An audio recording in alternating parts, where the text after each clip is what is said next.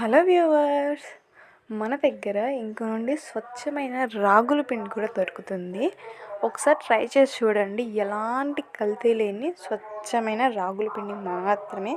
బయట మనం ప్యాకెట్స్లో అలా తీసుకుంటే ఖచ్చితంగా రాగి పిండి వైట్గా ఉంటుంది. వైట్గా ఉంటే ఖచ్చితంగా అందులో కల్తీ ఉన్నట్టే, అంటే బియ్యం కలిపి వేస్తారు, అందుకు అది వైట్గా ఉంటుంది. చూసారా ఎంత మంచి రాగులు చక్కగా వాష్ చేసి మంచిగా ఎండలో ఆరబెట్టి తర్వాత మేము పిండి పట్టిస్తాము.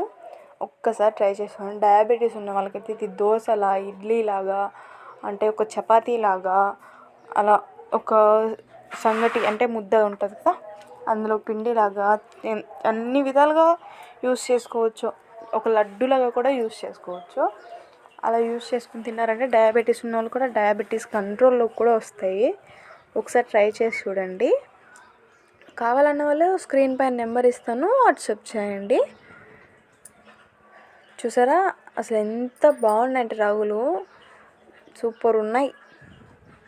నాకైతే భలే నచ్చాయి. ఇవే కాదు, మన దగ్గర ఇంకా గోధుమ పిండి, జొన్న పిండి, రాగి పిండి ఇలా పౌడర్స్ చాలా దొరుకుతాయి.